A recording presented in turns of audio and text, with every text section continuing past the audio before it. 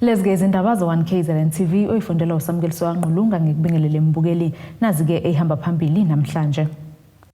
Kwethulwe Owezokuphepha Ngesamaholide.Uklhuzwa Umbangow amathenda kanti-ke xwayisa izigilamkhuba kwelikaMthaniya. Uthele izithelo ezinhle umkhankaso okugasela kungazelele umuntu enkabeni yedolobha iTheku kaNgqongqoshe wamaphoyisa kuleli ubheka icele namuhle ekseni njengoba ke kuholele ekubusheni kwenqaba abokufika abangenazo kwezimvume kanye-ke nokuvala kwesitolo esidayisa ke izinto ezingafanele. Ekhuluma-ke ngesikhathi kuqhubeka lo mkhankaso ucele uthi-ke izindawo ezisemadolobheni zisabanika-ke inkinga ngezinga lobugebengu. Njengendlela yokuqinisekisa ezokuphepha, ukulandelwa kwemithetho olawula ukuhlaliswa kwabantu nokunqanda ubugebengu, uNgqongqoshe wamaphoyisa kuleli ubheka icele ukugasela kungazelele umuntu enkabeni yedolobha iTheku. Ngesikhathi-ke bevakasheleke elinye lamabhilidi elihlala abantu khona-ke lapha enkabeni yedolobha iTheku, leli bhilidi kuveleke ukuthi alikho esimeni sokuba lihlalise abantu njengoba-ke kuwenziwa-ke noma kuthengiswa iyidakamizwa. Isimo sakhona asikho esimeni ngenxa-ke yephunga elibi nokungasebenzi kukagesi. They sell things that you wonder where the people that eat those things. I've never seen such alcohol. I was asking the person who works here, do they come every day? He said, no, they don't come every day. I guess because they are dead, those people that buy that alcohol. But that's that. But anywhere where there are people that with a high level of untraceability, that's a problem. You hear people here, they come from all different countries. We have the way of identifying people in the Republic of South Africa. If they're not in the system, whatever kind of crime they commit, it will be difficult. So it's a hotspot not only during Christmas, but all the time. Hence, the Premier, the Mayor, we're all here. We'll have to come together and we see, going forward, far beyond the festive season, how we deal with matters here.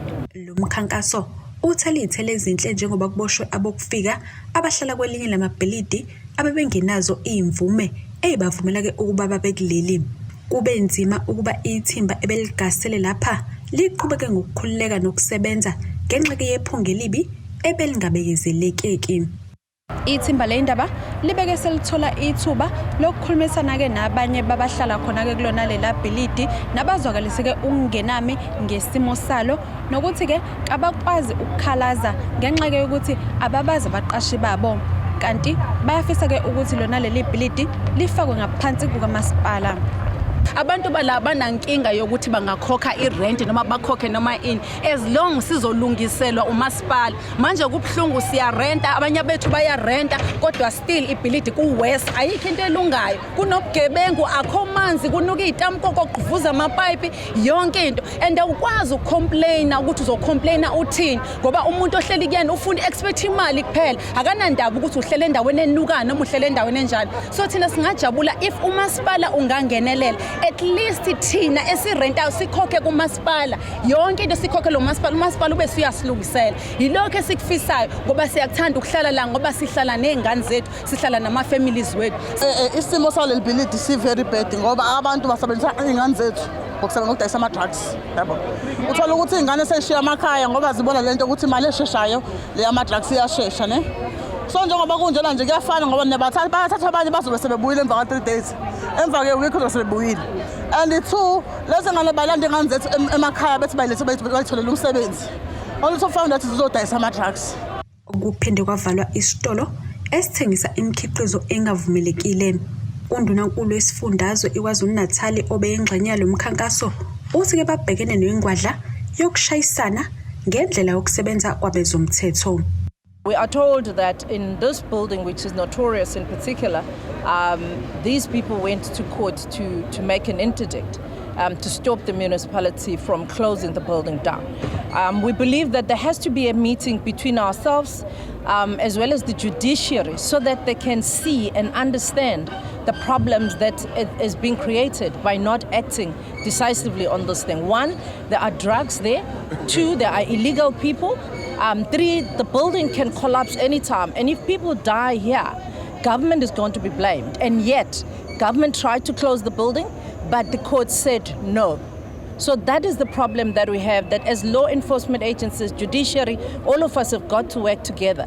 But also the people that are supposed to prosecute, they must come to this building and actually see the problems that they are creating for us by not allowing us to do the right thing. AMATHENDA.1KZNTV, kube kuntombi khona Mvubu, ngiseThekwini. Ungqongqoshe Umnyango Wezokuhlaliswa kwabantu kulesi sifundazwe uDokotela Ntuthuko Mahlabu usekhuze Umbangow wamathenda athi-ke wenziwa amalungu omkhonto wesizwe wathi-ke lo mbango wenza kubambezeleke izinhlelo zokwakhelwa kwamalungu izindlu. uMahlabu kusho lokhu ngesikhathi-ke nomhlangano namalungu ukaV elokishini laseMlazi ebekuhloswe ngawo-ke ukuzobhunga kabanzi ngezinselelo lamalungu abhekene nazo. uDokotela uMahlaba uthi nakuba sesincane isikhathi bengenile kulomnyango kodwa bazimisele ukulungisa ngokusheshsha wonke amaphutha abawaficile noma engeke lunge kanye kanye. Okunye akubalile ukuthi basezinhlelweni zokwakhelwa kwabantu ikakhulukazi abamasosha omkhonto wesizwe izindlu ezisesimeni esikahle. Uthi kodwa lokho kuzokwenzeka mangaba amalungu omkhonto wesizwe ebambisene nomnyango ngendlela efanele. Ifuna ukulungisa isimo sempilo yabo kahle ukuthi bahlale kahle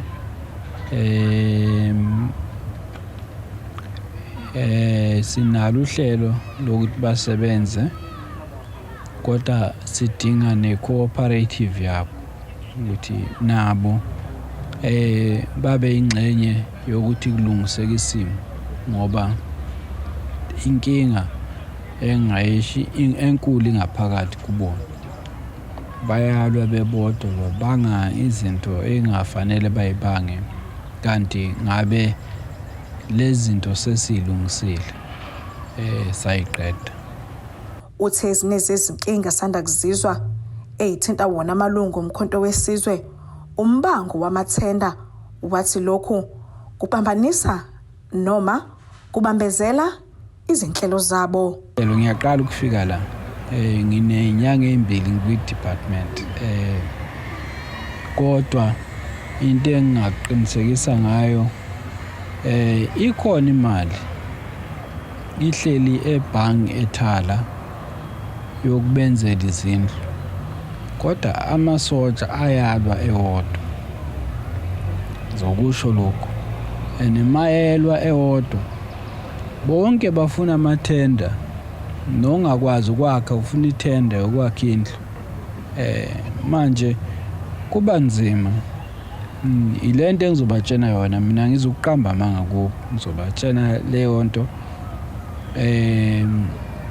size namhlanje umlungisi ungithumelele enye into izolo ukuthi babangani sakhuluma nabantu abazobasiza ukuthi i-project yonke le iphele ngesikhathi uma bengabambisana nathi in the next 4 months bonke bazobe nazo izindlu.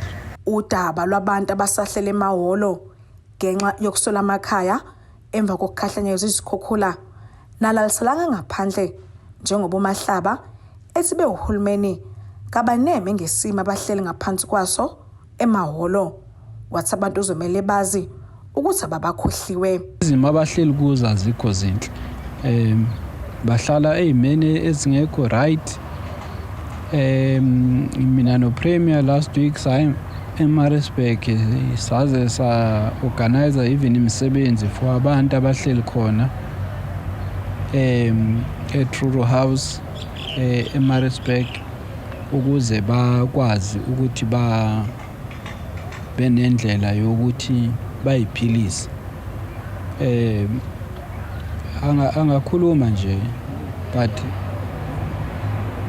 awumtholi ngisho efonini ama-officials akhe awatholakali ngisho efonini, they are not available anywhere. Echaza ngodaba oluqhubekayo lohlelo lokufaka kwabantu ezindlini kumasipala iTheku uthi liyaqhubeka kodwa baneme ngendlela umeya lo masipala enza ngayo njengoba ethi ababambisene nomnyango wakhe ekubeni kuyinto ebalekile kulesimo itheke elibhekene naso. Ngokomnyango siyasebenza but ngakutshena ayikho cooperation from eThekwini naye uKhawunda uyakwazi lokho ngimtshenile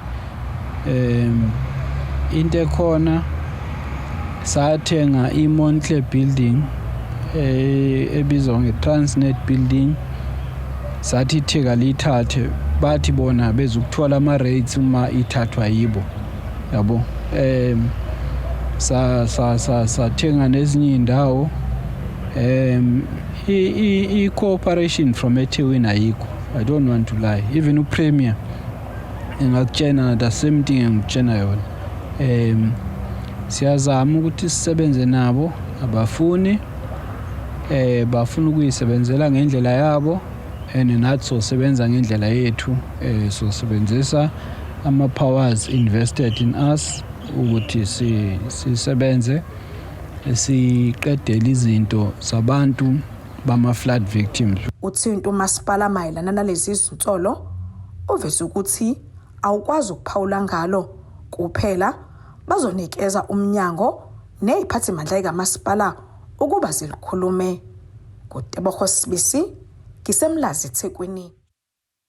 Undunankulu wesifundazwe KwaZulu-Natal uNomsa.Dube uthi ke izigebengu kanye nezaphulamthetho ezicabanga ukusebenzisa lesi sikhathi samaholide okuphela konyaka ukuqhubeka ke ubugebengu madlalele kudeke nesifundazwe KwaZulu-Natal njengoba konke kumngumumo ukuqinisekisa ke ukunqanda izenzo zobugebengu. uDube usho kanje eThekwini ngesikhathi ke kuqhubeka komcimbi ukwethula ngokusemthethweni kwezinhlelo zezokuphepha ngamaholide okuphela konyaka. Kwethulwe ngokusemthethweni umkhankaso ngeinhlelo zokuphepha esifundazweni ngalesikhathi samaholide. Ekhuluma ngesikhathi eqhubeka lo mkhankaso undunankulu wesifundazwe KwaZulu-Natal uNomsa.Dube udonse ngendlebe izigebengu kanye ke nezigilamkhuba ukuthi ke kakuzobekezelelwa ubugebengu kulesifundazwe. Ubuchwepheshe besimanje manje buzodlala ke indima enkulu nabo ukulwisana nobugebengu. We'll also be increasing our capabilities to use the future Internet of Things and robotics to track as well as monitor all other areas that might be at risk. Our smart province concept is the concept that will include smart policing. And this is the area where we really want to ensure that our policing is effective, but also it's efficient. Because when we're using drones, we are even going to be able to control crowds. We will even be able to see which areas have got more members of the communities and which areas the police should close the roads off and which areas we should be able to police. Ukuthulwa kwalo mkhankaso kuze isikhathini lapho seyiqalile izigameko zokuqolwa kwabantu kanye nobugebengu obuvame ngezikhathi zokuphela konyaka. Umkhuzi wamaphoyisa esifundazweni uthi ke bazoqaphangela ukhozi nalabo okulindeleke ukuba bahlukanise imali zezitokofela. We start focusing on the shopping areas. As we all know that the people are preparing for closing different factories, and a lot of people are getting to societies and they divide their hard-earned money for the year, and we are focusing on securing those areas. And our next operation, we're focusing on those that are going to be visiting our province by focusing mainly on our borders coming into the province, whether coming from outside, from another country into KZN, or coming from another provinces into KZN. Our deployment will be mainly focused in that area. And beyond that, we are going to be policing festive season in the full swing from the 15th of December. Kukhonjiswe ngeinsiza ezokulekelela ukunqanda ubugebengu kusetshenziswa ubuchwepheshe besimanje manje amaphoyisa ahamba ngamahashi abeyindiza enophephela emhlane nokunye okuningi njengoba intsha kuyiyo evamise ukuyibandakanya nobugebengu kunxusa amaphoyisa ukuba angancengi. Siphephile kodwa futhi nanomlayezo kumele ufinyelele kubantu ukuthi bezizwe ukuthi baphephile. Sesikhuluma ngeinkundla ezihlukahlukene lapha khona imessage okumele icommunicate ke khona nanegebengu nanazo ziyithola information yokuthi hayi ngathi kubana abame kancane bethatha leave mabu mhlawumbe ukhona umuntu oseyiprofessional criminal isikhathi sokuthi ethatha leave lena akusisona isikhathi esikahle. Okugcina nje mhlawumbe umuntu esezohlala phansi sizongena kwi16 days of activism. Thina sakhula sazi ukuthi umfana kancengwa insizwa ayincengwa kodwa namhlanje umuntu eyithola sekumele ncenga amadoda sekumele sincenge namhlanje uthi yekani ukuhlukumeza abantu besifazane siyancenga ke namhlanje akumele ngabe umfana indoda insizwa iyancengwa kodwa namhlanje siyancenga amaphoyisa sicela wona engancengi sicele bophe mabe umuntu ukuthi uphakamisa isandla bafike neforce elinganayo mabe ukuthi umuntu ukhipha isibhamu kumuntu wesifazane nanaba bafike neforce elinganayo ngoba lo muntu useyingozi engaze zelimaze nanawo amaphoyisa Eyindabeni ze-1KZNTV kube kuNtomkhona Mvubu eThekwini. Asike sisishilele ey'tolo soke siqhubeke na sindaba zethu.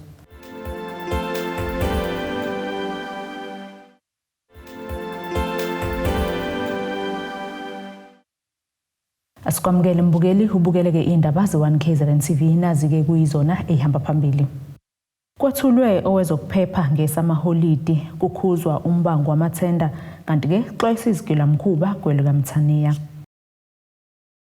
Uvuke indlobano umphakathi wasempendle ukhala ngokuthi-ke ukuhamba kukagesi kuphazamisa abafundi bebanga le-10 njengoba bematasi bebhala izivivinyo zabo zokuphela konyaka. Lo mphakathi-ke ushisa amathayi wavala umgwaqo ukhala-ke ngokushaya indiva inkampani ephehla ugesi u-Eskom ngemuva kokuthi-ke ithe ngeke isilungise isiphehlimandla esiqhumile ngoba kukhona-ke abasebenzisa ugesi ngokungekho emthethweni. Kuphazamiseke ukuhamba kwezimoto endaweni yasempendle kulandela ukuthi umphakathi uvuke umbhejazana washisa amathayi emgaqweni wavala ke nawo ke umgaqo ngenxa ukuthi ke ukhala ngokuthi kushe isiphehlimandla sagesi itransformer kwase ke kuphazamiseka okuningi.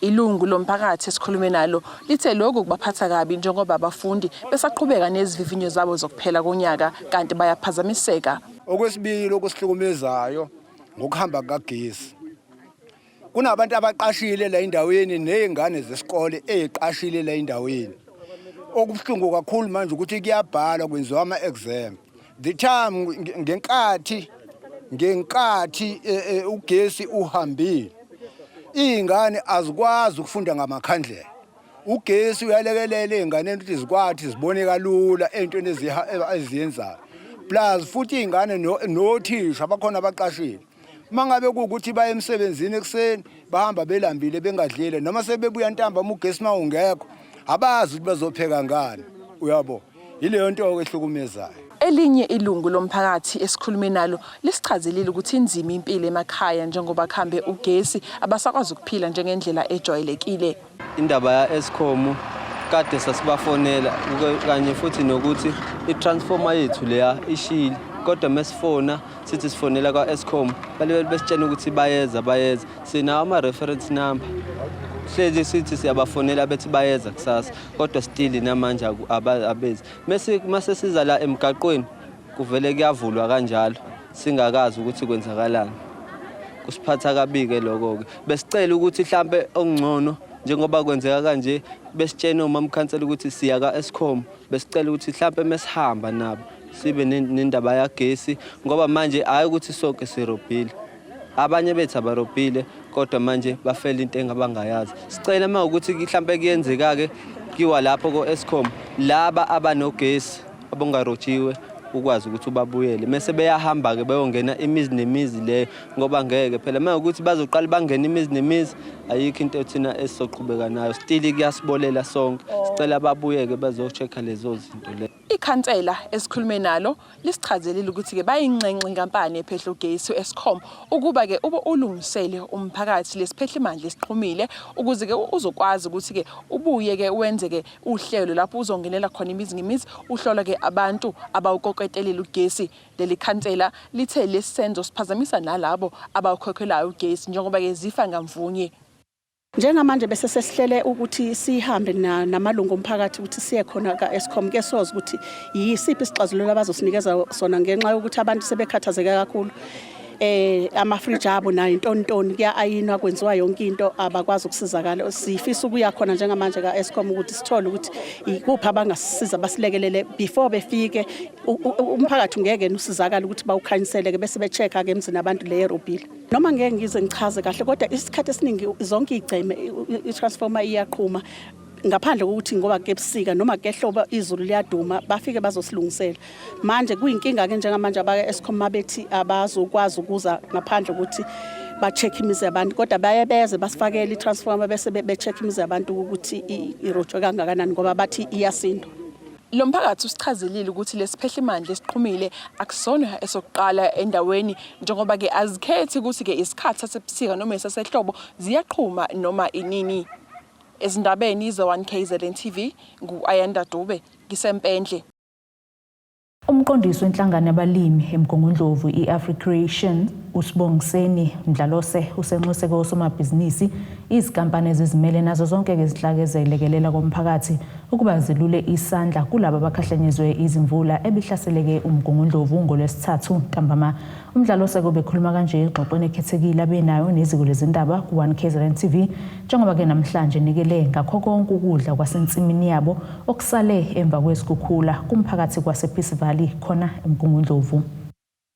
Kusale ingcosana yezitshalo kwenye yamasimi akhele indawo yase-Ashdown eMgungundlovu emva kwemvula ebinamandla ehlasele ngolwesithathu ntambama. Lena-ke insimi etshale ikabishi, ispinashi, umbila kanye nokunye.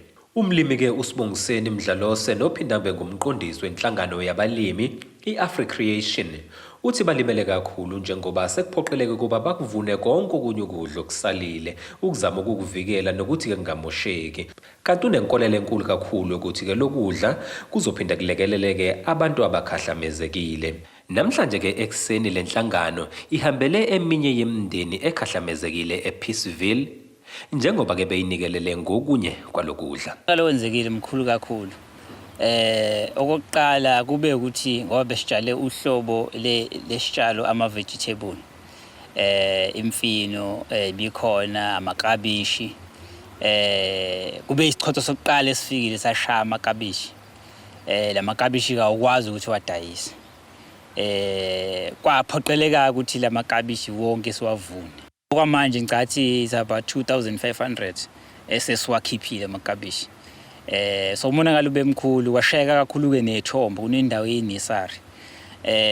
Namanethi esinawo la kwinesari esikhava ngawo ukuze kungangeni ilanga ngoba bekunomoya kule mvula le adabukile nje kakhulu kwawo kunye kwawela khona kuyithombo. So ushayeke kakhulu ispinashi-ke nje naso sishayeke kakhulu. Siyashintsha-ke sibe namachofo sibe rusty. So sazama ukuthi-ke naso sizivune kakhulu zisihambise emphakathini. Usepati Mtawungo ohlala-ke nomama kanye nezingane zakwabo bangabanye babantu abakhahlamezekile uthi kunzima kakhulu ukutholeka ngasethunjini okwamanje nokho-ke ubonga izinhlangano ezilekelela kumphakathi. Kunzima ngoba ungaba nako ukudla kodwa istofu ugesi nje konakale ngisho ugesi kodwa siyahamba-ke sesontweni lamaSulumane la sihlanganyela khona-ke inhlobo nenhlobo zama-organizations silethela ukudla. Njengayizolo ifikile inhlangano yamaSulumane iSanzafu yasilethela ukudla. Umdlalose uphinde wanxuswa zonke izinhlaka zomphakathi ukuba-ke zelule isandla. Siyafisa ukuthi nabasamabhizinisi abakhona abangaxhasa njengo-Build It abakwazi ukuthi babe nengqalasizinda engalekelela ekutheni ukuthi lo msebenzi uqhubeke phambili basilekelele. Ezindabeni ze1KZNTV ngingusiyabongwa kaDuma ePeace Valley eMgungundlovu. Uthishanhloko kwesikole samabanga aphansi Sithole Primary School umseshi Gwala uthi-ke kunikelelwa ngomtapo wolwazi kuzobasiza kakhulu ekuthuthukiseni ukufunda nokufundiswa kwabantwana kulezi sikole. Ekhuluma-ke nethimba lezindaba lu1KZNTV uGwala ngenkathi-ke isiyaqhubeka izobanikelela ngomtapo wolwazi uveza ukuthi lokhu-ke kuzoletha-ke ushintsho olukhulu kwimiphumela yabantwana. Lesi-ke isikole samabanga aphansi esinikelelwe ngomtapo wolwazi nokubhekeke ukuthi-ke ube usizo olukhulu kubafundi njengoba bebengenawo. Uthishanhloko kwalesi sikole umseshi Gwala uzwakalise ukujabula nokubonga kwenkampani siyaqhubeka ngoba lokhu-ke kuzoletha ushintsho olukhulu kubafundi bakulesi sikole. Sizokwazi ukuthi-ke sisebenzisane kakhulu nothisha belanguage ukuze sikwazi ukuthi-ke abantwana bethu beba abantwana abakwazi ukuthi benze kangcono ikakhulukazi kwi-reading.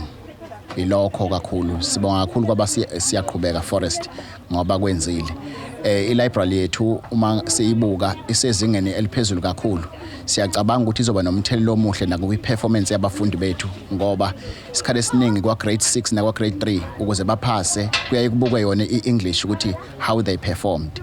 Kodwa siyabuka ukuthi lolu hlelo luzosilekelela kakhulu ukuze abantwana bethu bekwazi ukuthi benze kangcono ezifundweni ze-English ikakhulukazi.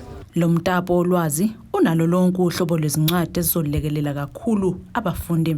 Isikhululo senkampani siyaqhubeka uLinda Vilakazi uthi lolu hlelo lwabo bahlose ngalo ukuthuthukisa ikusasa labafundi ukuze bakwazi ukufunda, kanti uphinde waveza ukuthi ke lolu hlelo basazoqhubeka nalo nakwezinye izikole. Uhlelo lanamhlanje libaleka kakhulu thina siyinkampani ngoba lithuthukisa ukufunda emphakathini, lithuthukisa ukuthi abantwana babe ne-access yokuthi ngaso sonke isikhathi bengabe sesikoleni bakhona ukuthi baye library bathole incwadi, bakhona ukuthi umqondo wabo uvuleke ngaso sonke isikhathi ngoba siyazi ukuthi incwadi ziyavula umqondo womntwana, zimenza ukuthi umntwana abone ekwenye indawo kodwa bengekho kuleyo ndawo. Okusikwenza namhlanje siyakwenza nakwezinye izikole, sinama projects amaningi esiwenzayo. Khona ezinye izikole ukuthi sifaka khona ama-computer lab, kwezinye izikole siconverta sizenze zibe ama-technical school. So luningi uhlu olukhona mayelana no-education la sifike sixhase khona ngokusebenzisana nesikole nokusebenzisana nomphakathi. So asigcini la, sisazoqhubeka siye nakwezinye izikole. Izikole eziningi kulesi sifundazwe zisabhekene nenselelo yokuba nemtapo olwazi nokuyinto ke enomthelelo omubi kwimfundo yabafundi. Asiphinde futhi sithishelele ezitolo sobuya nazo indaba zethu.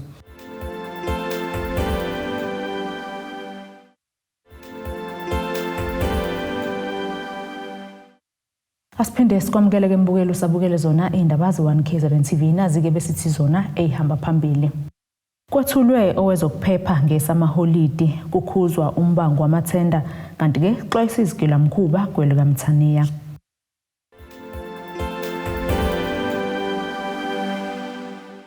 Irandi liwu-17.28 maqhathaniswa nedola laseMelika, libe u-20.25 maqhathaniswa nopondo waseBrithani, libe u-17.72 maqhathaniswa ne-euro yase-Europe. Igolide lona libe $1,762.65 ounce, kuthole ngahluziwe wona ube $93.67 umphongolo. Ake sibheke engosini yezemidlalo.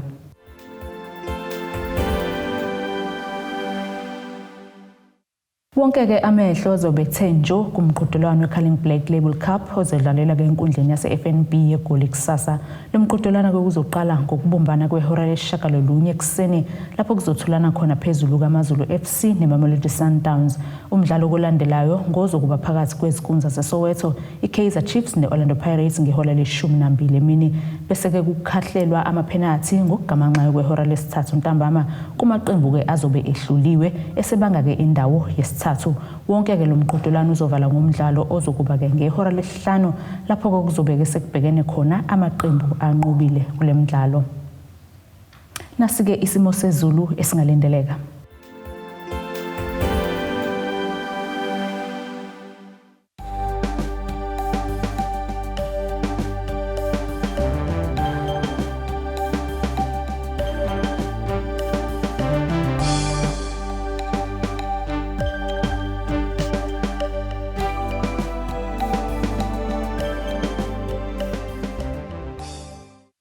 Bukeleke siyibeka la besiphathele zona osuku namhlanje. Mina nawe ke ahlangane futhi ngesikhathi esilandelayo. Ngifisela impela sonto emnandi.